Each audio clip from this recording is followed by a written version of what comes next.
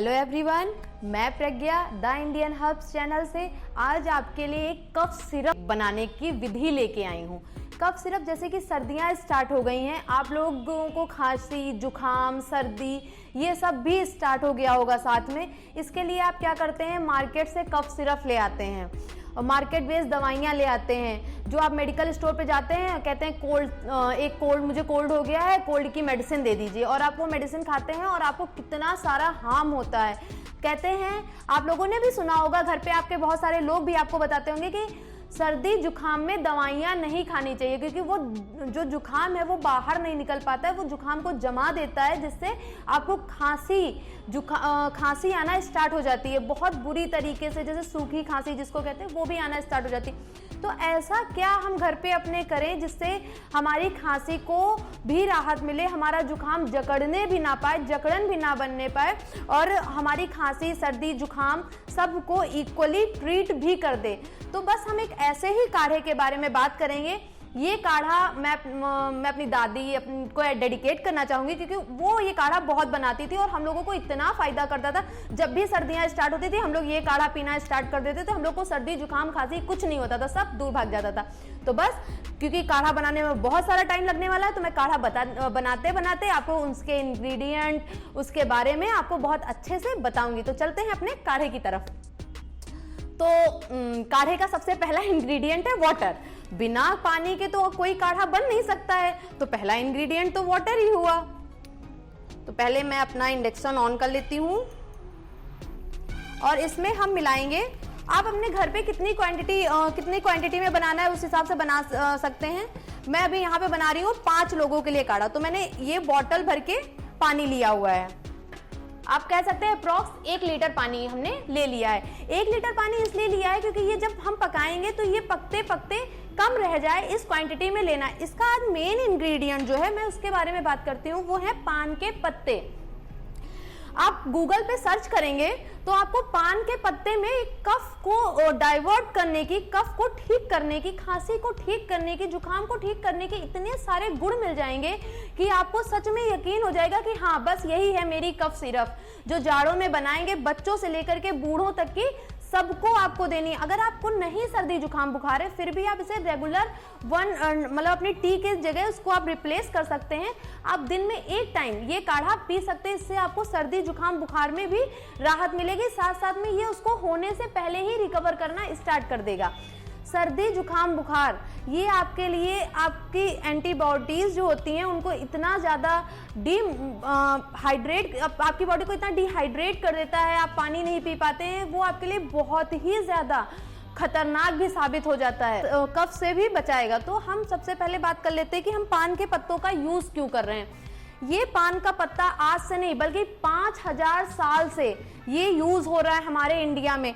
हमारे घर पे जब मेहमान आते थे पहले के टाइम पे, अब तो इतना खैर नहीं होता है, पहले के टाइम में जब हमारे घर पे मेहमान आते थे तो हम लोग क्या करते थे कि हमने खाना उनको खिलाया, उसके बाद हम उनको एज अ सर्विंग या माउथ फ्रेशनर के जैसे पान देते थे। अब तो मिश्री, सौंफ, बहुत सारी माउथ फ्रेशनर मार्केट में आने लगे, हम उन्हें पान देते थे, वो एज अ माउथ फ्रेशनर भी होता था। और ये पता है आपके खाने को, पाचक क्रिया को भी आपके वेस्ट करता है।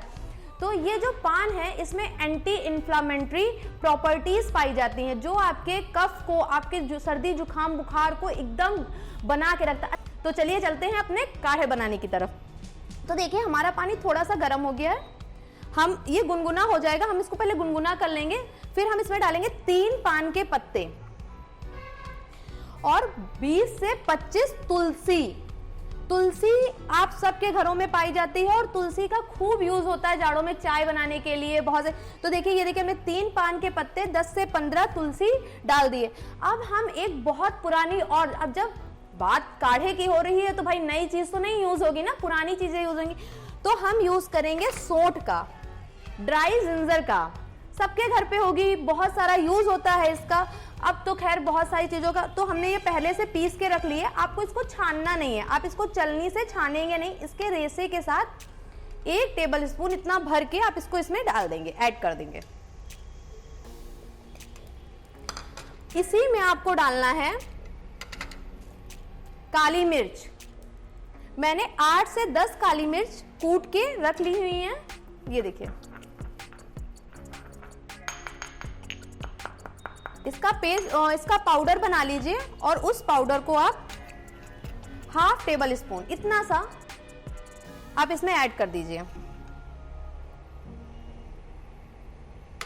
अब हमारी जितनी क्वांटिटी जो पड़ना था वो पड़ गया। मैं एक बार फिर से रिपीट कर देती हूँ। 3 पान के पत्ते, 10 से 15 तुलसी के पत्ते, काली मिर्च और सौंठ का पाउडर।